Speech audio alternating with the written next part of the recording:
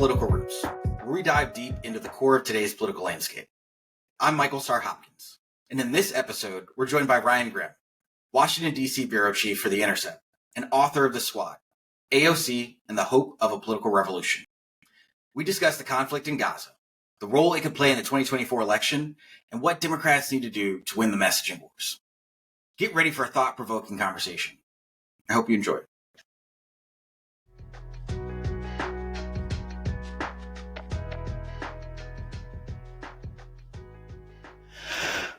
Welcome back to episode 2 of Political Roots. I'm Michael Starr Hopkins, and I'm here with Ryan Grimm, Washington, D.C. Bureau Chief for The Intercept. You've seen him everywhere. Ryan, how's it going, man? Pretty good. How you doing? I'm good, man. I'm good. Thanks so much for joining the show. Yeah, good to be here. Yeah. So I wanted to bring you on first to talk about that book sitting over your shoulder right there, The Squad, and then talk about 2024 election and, you know, what Democrats are going to do and how Republicans are going to either support Trump or burn everything down trying to. So why don't we... An excellent book, The Squad, AOC, and the Hope of a Political Revolution. And I actually read it. I read the audiobook. Like, it was a pain. Did you really? It was a painful process. It was like 2 weeks. And like, if I would, I couldn't even feel myself moving. I did it from home. And back in a studio somewhere, they'd be like, we heard you move. And I'd have to do the line. So I've actually become a big audiobook fan. I've been doing a lot of road trips and things like that, and they're great for walking around the city or when you're driving down 95. And so I'm excited about I'm a convert to audiobooks. I used to say, that's not a book. How can you do that? But now I usually have one audiobook and then a book going at the same time. Yeah, I like to write in the margins. I'm a big like highlighter, note taker. Like, I like the folds. I like the crispness of a book. So you got to get both. Get the hardcover. There we go. And then get the audio for your walk. Everybody. Yeah. I'm going to put the link in the bio so that everybody can go pick it up. What brought you to this topic? It's sort of a sequel to my last one. So my last book was called We've Got People, and it ran from like the 80s and the kind of beginning of the pushback to the the rise of the corporate Democratic wing, which itself rose, against kind of the New Deal coalition and against the kind of 1970s, and it flowed out of the 1970s kind of neoliberal democratic upsurge. Now, give me an example of who you would say like a corporate dem it would be in this time period.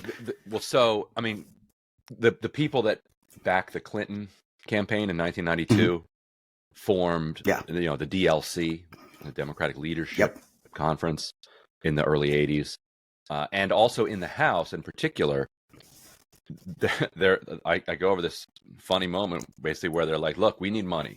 We got massively outspent by Republicans in 1978 1980 campaign because now all of a sudden TV really matters. You had all of these liberal lions, Frank Church, like on and on, all these guys who, like Ted Kennedy, guys who beat the guy who created the EPA, on and on. They all get wiped out in like 1978 1980, and they were spending like $5,000 on their re-election campaign because they're like, I'm Frank Church. Oh my God, Frank Church. I was almost president. I did the church committee. I'm an absolute legend. Everybody in Iowa loves me, and they just went up on TV with 30-second ads saying, Frank Church is a criminal, and boom, he's out. So they were like, we need money, and they developed what at the time they called a PAC strategy, which now they just call fundraising. Like, we need to go to Wall Street, and in particular Wall Street, because Wall Street didn't. If you took money from General Motors, you pissed off the unions. If you took money from Big Oil, you pissed off your environmentalists, and on and on. Wall Street was small at the time. It's like, nobody hates Wall Street. Let's go get... It's an insider. Yeah, let's go get Wall Street money. That's before the S&L crisis and obviously before the great financial crisis. And there were people at the time who were warning, okay, this is nice right now, because they still controlled the House. So they're like, we control the House. You want to bill through here. You got to... But at some point... Pay up. At some point, you're going to owe Wall Street your entire agenda. And so that book is about the pushback to this effort, which runs from the 1980s, and then that book ends in 2018 with the election of the Squad and AOC occupying Pelosi's office. So this is a sequel to that book. It kind of picks up with the first Bernie Sanders campaign to chart like what happened from then to now. And I've got to say, it's been interesting to watch how they've mainstreamed progressivism over the last 8 years or so. I wasn't a Bernie fan back in 2016. And the things that Bernie was saying in 2016, I am very open about, are mainstream. They're just conventional ideas at this point. Yeah, I mean, he is at the center of the Democratic Party. What do you think? Obviously, Trump was a big part of kind of the party taking that shift to the left. But what do you think it was about these members that really resonated? I think it was, and this is kind of the question I try to answer in the book, and I think it was a combination of things. I think definitely Trump plays a serious role, because that gave rank and file Democrats a real steel in their spine. Like when they saw the Democratic Party just get run over just by this clown show, just a bus full of clowns. There were so many people who thought that there are adults in charge. I might give, I might door knock on the campaign. I might work the polls, but people got, the Democratic Party has got this. And then when they lost to Donald Trump, people realized nobody's in charge here. And if you remember, right after they lost, Democrats were just flat on their backs. Like Democratic leaders had no answers. And Schumer's talking about maybe we need to do an infrastructure bill with Trump in exchange for the wall or something like that. And Democratic voters were like, no, we're absolutely not doing that. They organized that women's march genuinely ground up. Democrats only appeared at it at the last minute when they realized how big this had gotten. It's going to be huge. That had nothing to do with the top-down Democratic Party. And that really reinvigorated the party. And the centrist wing didn't really have ideas for these people to grab onto. What was Chuck Schumer standing for at that time? We knew what Trump was running on. Build the wall. Schumer's fines on bumper stickers. Bag fees suck. Was Schumer's politics basically. And he's right. Bag but that's fees the age-old Democratic. Right. But isn't that the age-old Democratic problem right there, that Republicans hearken onto very specific, very emotionally visceral things, and Democrats were too smart for our own good and do a very academic thing. And the left had ideas. They're like, we are strongly against Islamophobia.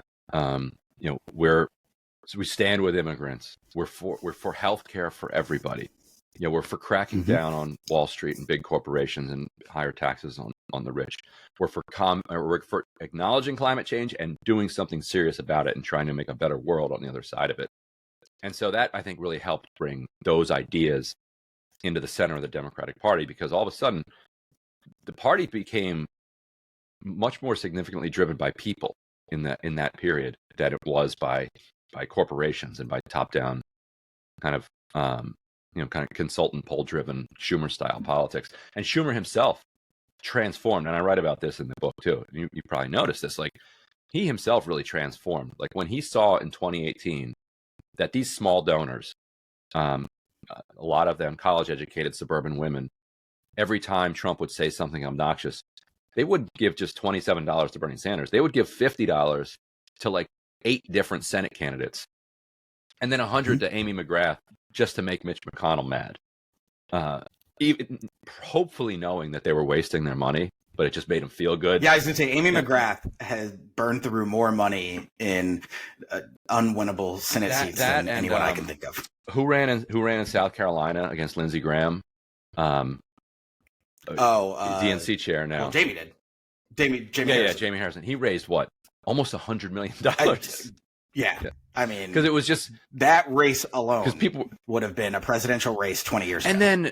And then 2 years later, Mandela Barnes loses by 20,000 votes in Wisconsin, underfunded. They took money away from him, gave it to like Patty Murray in Washington and Maggie Hassan in New Hampshire. And the lady up in Maine, whose name I'm not required to remember because she lost. She was a Speaker of the House in Maine, the Democrat who ran against Susan Collins. She's still sitting on $15 million in her bank account.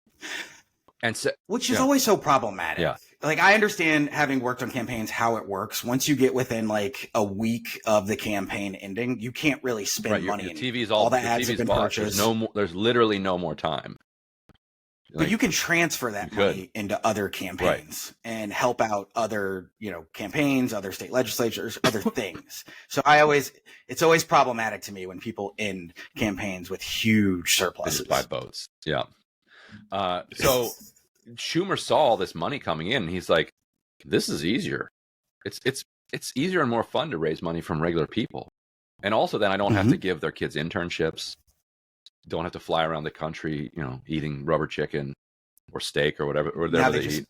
Now they still choose to do it. Right, they choose because you still want to. You still got to get that steak every now and then. And hey, maybe the guy's kid is a good intern. So it transformed the party, and from his vantage point, he was like, okay, we brought all these people into the party. We have to give them something now. And he tried. And actually, build back, like 2021 was really a monumental year of achievements, and early 2022. Yeah, I mean, Democrats, we've been really hard on, I think, this administration and legislation getting passed. But when we step back from it, I mean, one of the biggest years in American history for legislation. But why hasn't it translated then? Well, I think inflation was putting a damper on people's willingness to be enthusiastic about it.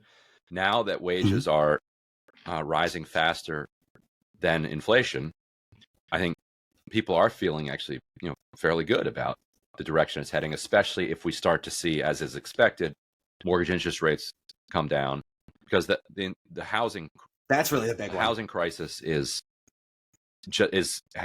ruining everything.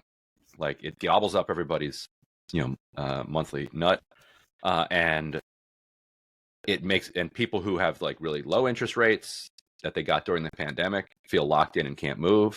People who the music stopped before they had a chair are looking at everybody in the chairs, hating them, and rents are just going up. But you're starting to see that head at least in the right direction. So if that uncorks and you get interest rates coming back to 5%, and you've got unemployment under 4%, you've got wages growing at 3 or 4%, and inflation at 2%, like, Biden will get an enormous amount of credit for that. But on the other hand, the loudest people who would be giving him credit are now just absolutely livid at his complicity in this absolute genocide going on. It's like, how can you celebrate anything when we're like involved in this epic evil? Yeah, which is a perfect segue to what's going on right now with Israel and Palestine. And it's something you've been really vocal about. Can you just give the audience kind of a little primer so that they can understand before we jump into it? Yeah, I mean, October 7th, Hamas launched this brutal attack, which was even more brutal for how underprepared the IDF was. The Israeli public elected the most far-right government in its history about a year earlier, and had been locked in this public debate over judicial reform, with millions of people in the streets protesting it. That's the Likud government. Yeah. Netanyahu was facing all these corruption charges, which was related to the judicial reform. And if he leaves office, like, he might go to prison. Like, it's this bizarre situation where, like, Trumpian. He has to stay in office. Trump has to get in office to stay out. Netanyahu has to stay in office to stay out. And so this far right-wing government that he had to ally with wanted to rampage through the West Bank. And they killed hundreds of people before October 7th in the West Bank, rapidly expanding settlements, driving Palestinians out of their homes. What that required them to do was not required isn't the word. What they chose to do is they moved a lot of forces from the south of the country, IDF forces, up into the West Bank. and basically left these lot of like left-wing pro-peace kibbutzim residents unprotected right by Gaza, even as they heard warnings coming. They didn't. The failures, our failure on 9/11, kind of pales in comparison to what to the IDF failure on October 7th, and I think every Israeli would agree with that statement. Like, people are just livid, and so as a result, the IDF defenses that Hamas attacked. First, they attacked the fence. They used drones to knock out these like automatic kind of remote controlled machine guns that they had there. Then they just bulldozed through the fence. Then they attacked the police stations and the military bases right nearby and took all of those over. And now there was no IDF for miles. And then, but this is like a coordinated attack. Yeah, I think 3,000. It was like 3,000 Hamas militants took part in it. And it's like Pearl Harbor kind of. Yeah, the IDF a year ago, a year earlier, the IDF had obtained their plans with the name of the plan and everything, like the detailed paperwork.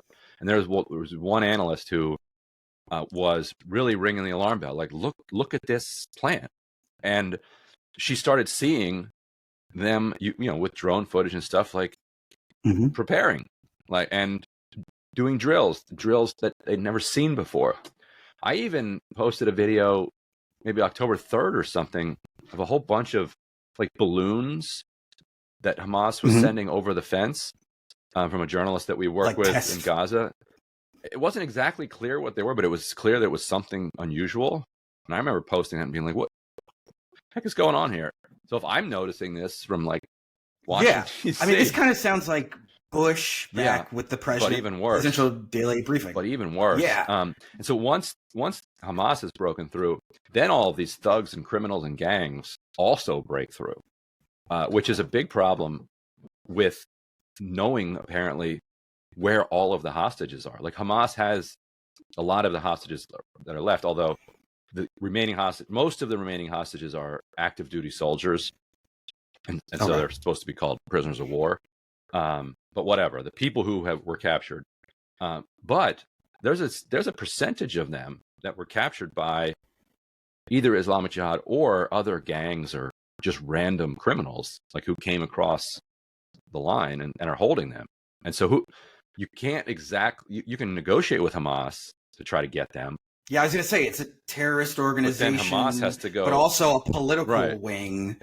So, and does Hamas even know where those people are? And it also then makes it difficult to know who was responsible for some of the worst violence. Was it Hamas, or was it just random civilians and gangs that came across? There was this fascinating interview. Yeah. The New York Times did a piece a week ago. I don't know if you read it. The headline was "Screams Without Words: How Hamas Weaponized Sexual Violence." Yeah. The guy who they interviewed, who gave them the quote "Screams Without Words," was interviewed by Jake Tapper the other day, and he's in an interview. He's like, just to be clear, these were not Hamas fighters, because he himself was I guess off duty, but he's like in the IDF. He's like, these were not Hamas fighters. These were just civilians that drove across the border in a white van. I don't want to call them opportunists, but these were people who kind of tagged along for the ride. Opportunist is a fine word without any value judgment on it. Yeah, I mean, every society is going to have that, but particularly ones that are like marinated in a soup of like a police state for, not just a police state with the blockade of Israel, but Hamas itself is a pretty brutal governing body. Like, most of the people that I know over there like hate Hamas. Like they now respect. What's a day? Yeah, I mean, what's a day like for the average person? In Gaza, almost nobody has jobs, and so the people who have left, like a lot of people that like a lot of the Palestinians I know, like left Gaza in like 2005 just on a trip, and then the blockade set in and they couldn't go back. Just boom, like now they're here. So they're just locked in, or they're locked in, or they're locked out. And so the ones who are locked out send money back to Gaza, remittances. So basically, the entire economy runs on kind of foreign Palestinians who live in the diaspora sending money back in, and then daily life is just going to the bakery, trying to survive. You often had like only 4 hours of electricity a day. These are during the good times. So but a lot of families live very close together, so there'd be a lot of communal and family gatherings. But yeah, very, very little work, but also no real political dissent broached, allowed. Like Hamas, like people that I know their families tried to get in politics, and one of them, like Hamas, shot the guy's dad in the leg because he had at one point been a candidate with the rival party. Like they're not at all a kind of organization to like uphold as like a paragon of anything. So people who've been living under both like Hamas oppression and also the layered Israeli oppression on top of it, those people are going to probably even be more opportunistically nasty. Like when things just pop off on something like an October 7th. Because how far is it from Gaza? Because it only takes a few. Like they're talking about 30 cases or so of sexual violence that Israel has identified. 30 is too many, but that only means it takes 30 to 100 people out of 2.3 million who would take advantage of the situation. How far is Gaza from like the biggest city? Because I'm thinking if you're living in Gaza, you're living in these horrible conditions, and you're looking across the border. Not far. And like seeing you can be in Tel Aviv in like an hour and a half or something. It's all the way on the other side, and it's just night. It's just night and day lifestyle. Yeah. Yeah. Although most people in Gaza, like who are say under 20, like have never left Gaza, and like in order to go to a hospital, you need a pass. Like and a lot of people die in Gaza. This is pre-October 7th. A lot of people die in Gaza waiting for the permit, like to travel to a hospital. There used to be hospitals in Gaza, but there's some, sometimes, people, you need medical treatment. They're like, oh, the best place for this is over in Cleveland. Go over here. Or best place here is in Pittsburgh or in Virginia. And you live in D.C. and you're like, oh, well, I can't go to Virginia. What do we got here in D.C.? Now, and they're like, yeah, actually, we don't have the right specialists in D.C. for you. You need a permit. And you can't you're not actually going to get the permit. Well, and now Israel has bombed hospitals in Gaza because Hamas has put tunnels under the hospitals. And so it's created this kind of quagmire of... Which I actually never understood. I understand raiding the area and then taking the tunnels, but bombing the hospital, like if the tunnel is underneath the hospital, how does bombing the hospital do anything to the tunnel? Like the people in the tunnel. I mean, I'm guessing like bunker buster kind of bombs. That's over my pay grade. But it seems to me the bigger problem there is you're at a certain point you're just creating more terrorists. You're just creating more tragedy. And so at what point have we just gotten to the position where Israel is creating a situation where they're just creating a more hardened enemy? We're at that point. Because I did an interview early on, and I asked the guy, and he got an interesting question because he had grown up in Gaza. And I was like, tell me about these textbooks and this like anti-Semitic indoctrination that we're told about, goes on, and we either the PA textbooks or the Hamas textbooks. And there is indeed some like horrific stuff in these textbooks where you'd be like, I can't put this in, like, this is terrible. And he's like set that aside. Here's what you need to understand. He's like, for me to travel to visit my family in the West Bank would be like a week-long ordeal of humiliation as a like 8-year-old, watching my parents be humiliated at every checkpoint and me myself being humiliated and assaulted as an 8-year-old the entire time. Our caloric content is controlled. We have drones flying over our heads at all times, producing like anxiety, PTSD. Yeah, intense PTSD. He's like, you really think that what's in the textbook is going to be the thing that's going to create the resentment? Like, come on. It's the day-to-day. You can put anything you want in that everything textbook. in your life. You can say that the drones are there to like regulate your help regulate and calm your nervous system, and you can make people write that on the chalkboard. it's not going to, the kids are still going to grow up understanding the source of their and their parents' misery. And the parents' misery is even more profound, because when a child sees their parents being humiliated and tortured, it changes them. It's worse in some ways than experiencing it yourself. Are we at a worse point now in the Middle East than we were post Rabin getting shot and definitely Intifada? I think it feels like we're tipping towards Lebanon getting involved in the north and things kind of getting out of control. And I don't understand.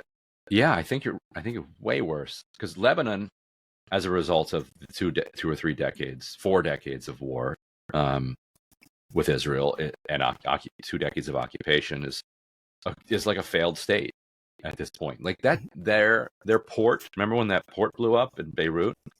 Absolutely, it's still smoldering to this day. Has not been rebuilt. Is it really? It is a broken state, and I don't understand what Israel sees as its path forward here. Like, let's say that they succeed in emptying out the population of the Gaza Strip. They will be to where? Well, let's say the humanitarian crisis is so great that they do talk African and European countries into. Egypt is not taking them, because Egypt will. That's what Egypt does not want 1 million Palestinians who would then destabilize the military regime in Egypt. Like, unless somebody said, unless Sisi is like ready to just like move to Florida and like work on his golf game, he's not.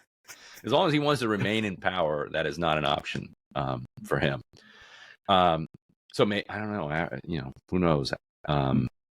There were those reports that are talking to Congo about taking some,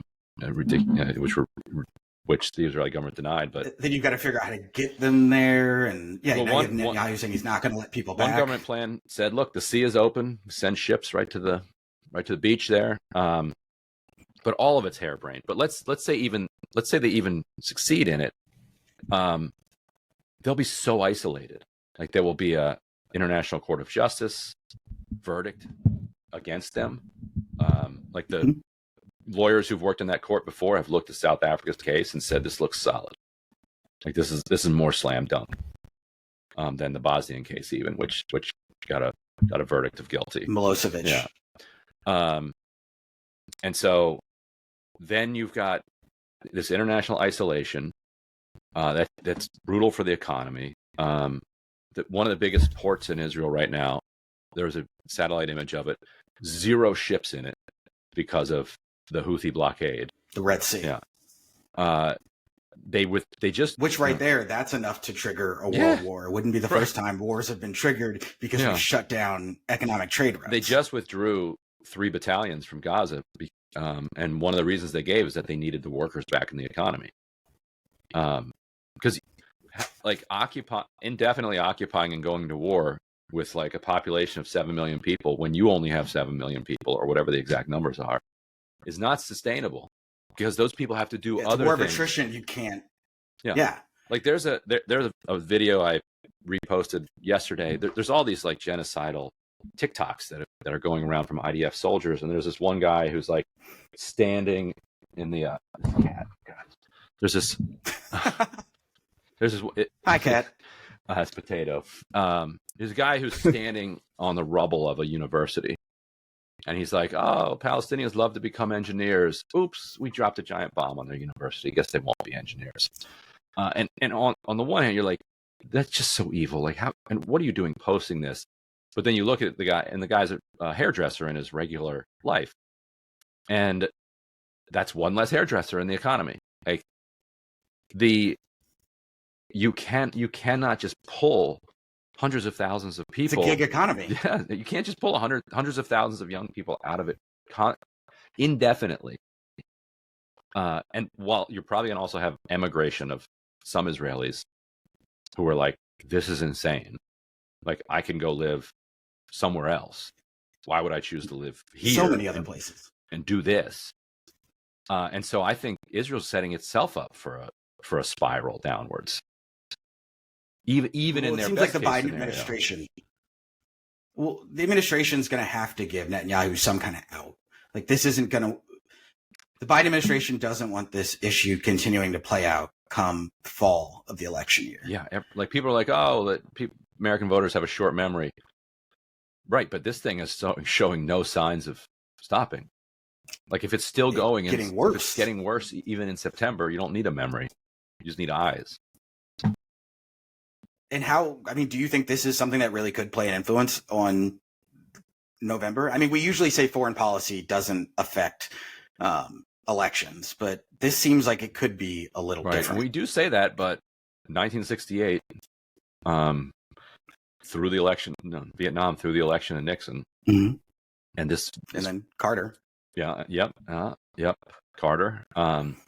So all, like, we say that, but then we're like, oh, except for these gigantic exceptions, which are very similar. Bush, second term. Yeah, yeah. He very effectively ran a "don't change course" message. Yeah. So, yeah, I think you could see 68 all over again, with like a lot of people just saying, no, I'm not. I interviewed Ahmed Khan for my podcast yesterday. He was a major donor to Biden, who's now not mm-hmm. giving him another penny, not going to support him. Very publicly came out and said that. Yeah. And so, in an election decided at the margins, it certainly could matter. And it doesn't. I look at a state like Michigan, and young people all over the place. Tilt the entire mm-hmm. state. Yep, it doesn't. And it's interesting, because if Trump were facing this kind of a political cost for supporting Israel, Trump would just abandon. Throw under the just bridge. Yeah, there's nothing that he would stick by, if at any cost, the smallest cost to himself. And meanwhile, Netanyahu would like nothing more than see Biden lose. It's just remarkable to see. Although Netanyahu should be careful what he wishes for, because if he gets Trump in there, and Trump sees Israel as remotely problematic for him, he's like, he'll invite Hamas to the White House. Like, he does not care. He invited the Taliban, right? And Taliban. He loves Kim Jong-un. Like, he does not care. He does not care. But he's Teflon. Right. It doesn't matter. Right. And there was that whole back and forth where Trump was upset with Netanyahu because Netanyahu called Biden right after the election and congratulated him. And so, I think you're right. I think Trump holds a grudge. That's right. Netanyahu under he was not with him on the most important issue, which is stopping the steal. So, And and I think that's a perfect point to pivot to. We got an election coming up, and it really worries me that Democrats are going to fumble the bag on this one. It seems like it should be a layup. You've got this guy who is, indicted 91 times, is fracturing the party, but the numbers are close. I know we haven't gotten, within that time frame of things narrowing down, but even still, they shouldn't be as close. The best, right? It absolutely should not. It's funny, like in a generic Republican would be killing Biden right now, although Trump is kind of killing Biden right now. But a generic Democrat, for the most part, I think would be killing Trump. It's wild. The saving grace for Democrats remains Trump is extraordinarily unpopular. The anti-MAGA coalition is still big. Like, people don't like MAGA, don't like Trump, and also people are still fighting for abortion rights. Like, which Florida just put it on the ballot for 2024, which is going to be a huge push for Democrats. Every state that Democrats can put abortion from the ballot is going to be helpful in terms of reelecting the president. Yes, I think Florida might be out of reach, but yes, I bet the abortion right still wins in Florida. It's won everywhere. Well, so you've got Rick Scott's on the ballot as well, so it's going to be right. This may be one of those interesting Florida periods where we get Andrew Gillum close. Like in 2018. But it would. I mean, Democrats are set up to have the chance to run on codifying Roe v. Wade into law. Give us a couple more votes in the House, reelect us, and Voting Rights Act legislation, and we'll do those, and we'll do it. Biden has yet to really articulate anything that he would do. Can you think of anything? It's weird. There's no really strong legislative agenda push for this second term. I wrote in one of my columns that he said he wasn't going to run for a second term, that he'd be a bridge builder, and then he announced he was going to run. Right. And now he has to make the case for why people should elect him the second time. But he doesn't feel like it can't just he doesn't want to. It can't just be like, you hate Trump, so vote for me. Like, you have to present something to the public. And I worry he's going to turn off some voters by this notion of, I'm just not Trump. Elect me because I'm not Trump. Not right. Because we want to get voting rights legislation pushed, because we want to get a single payer system put in place, because, you know, all these things that we could do. But it really, this democracy is on the ballot. Yes, it is. But so are other things. Right, but then act like it. He's not. Yesterday's speech, I got to say, yesterday's speech was, he really gave, and then we're now timing ourselves. The president gave a speech, the 5th in Valley Forge, and talked about democracy, and really took the former president on, I think, in the most vocal terms I've heard since this reelection. We're dating ourselves because we remember the original Valley Forge. Yes. Back in our day, we just slept without socks through the winter in Valley Forge. Yeah, I would have been the worst fighter back in the day. So let me say, I would have given up in a second. Well, where was your family at that point? Do you know? I assume somewhere down south. Yeah, we were Richmond area. I know there was like a Blake plantation somewhere around like Richmond that a lot of my family came from. Your family might have been rooting for the British. Yeah, right. We actually do have a lot of British. We did our Me 23, which now that it's been hacked, I'm sure every foreign government is checking out all of our data. Yeah. But yeah, we had a lot of British. I think it was like 45% British or something like that. So Hopkins is a pretty British, right? Yeah, I think it's Irish. Oh, is that Irish? Yeah. I think. What about? We had a lot of like Welsh and Irish and British, that whole island. Yeah. Getting back, Democrats. Why can't we make this a home run? Like, it seems like this is going to end up being one of those things where we keep the Senate but don't retain the House, or keep the House and don't retain the Senate. Like possible. I think Democrats would implode. The party would have to implode and completely start over. Well, here's a scenario for you. I was talking to a Democratic activist in Montana yesterday, who said that you've seen the reports how there's just no snow in the Mountain West right now. The beetles are just absolutely, because of this over the years, just ravaging the forests, like the crops. Well, the forests, and so the trees are just dead. So they're just timber. This summer, you're probably going to see massive wildfires in Montana. Missoula and Helena are two of the only cities that like abut national forests. Those cities could like be threatened themselves or even burned. And then how does Tester win to do the hilarious like Democratic like pundit question? If those cities are like evacuated, and Tester's used to winning by 1,000 votes, then what happens? Then the state. Yeah, that's going to be a hard race for him anyway. But yeah, I mean, I think that's a perfect way of talking about how these things can happen that are unexplainable, or we don't expect to happen, and it really changes everything. Hillary passing out on 9/11, or Tester and potential wildfires. What do you think? Well, I mean, like, there's a decent chance that Trump's like in trial while the election's going on. Does that just make him stronger? I don't think so. There's some weird voters who are like, yeah, I'm with Trump unless he gets convicted. I don't believe that. Funny, like, these people who are just like, you think they're just not paying attention, and they're just pressing buttons. I think that first of all, I don't trust any polls that are done through landlines, and I just think polls nowadays, given everyone's propensity to just like lie and play around with stuff, I don't trust them. But I think people who say I'm with Trump unless he gets convicted. Well, if you're with Trump, you don't believe the indictments are legitimate anyway. So why would you all of a sudden believe the convictions are legitimate? Right? No, like, I kind of agree with you. It just, I don't know, but it seems like the stronger, or the closer we get, the stronger Trumps get. And so it's a mess. Yeah. What's your prediction?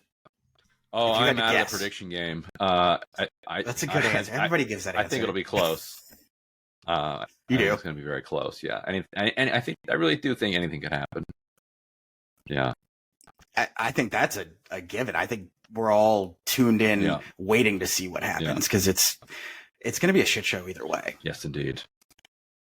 As we close out, I just want to bring one last story. You talk a lot about the relationship between AOC and the former speaker, Nancy Pelosi. Two of the most important women in Democratic politics, even with Pelosi taking her step back. Where do you see AOC's future in the head of the party? I mean, I think she's going to be an emblem of the left and the young vote, for the next 40 years. And I think that there'll be a lot of people pushing her to run for president over the years. And I think she'll want to do it at one point. And I think that, like, young people who read my book 10 years from now will be like, well, how on earth was any of this controversial? Like, this is just basic stuff. Why was she taking so much heat for this? So yeah, I mean, I think that, and I think in some ways she'd have an easier time winning the White House than winning a Senate seat in New York. There's a whole lot of demographics. So then might as well go for the White House if it's equally as challenging. I'm excited for it. I think she's just got such a bright future. I think her ability to communicate directly with voters is amazing. And I just think she is a good reflection of the changing dynamics of the country and demographics. Yeah. So the book is The Squad. Ryan Grimm, thank you so much for joining the podcast. As always, I appreciate it. All right, you got it. Take it easy, man. And that's a wrap on another episode of Political Roots. A huge thank you to our guest Ryan Grimm for joining us today and sharing his invaluable insights. Remember to check out Ryan's book, The Squad, AOC and the Hope of a Political Revolution, for an in-depth look at one of the most dynamic movements in contemporary politics. To our listeners, thank you for tuning in. Your engagement and curiosity drives this show.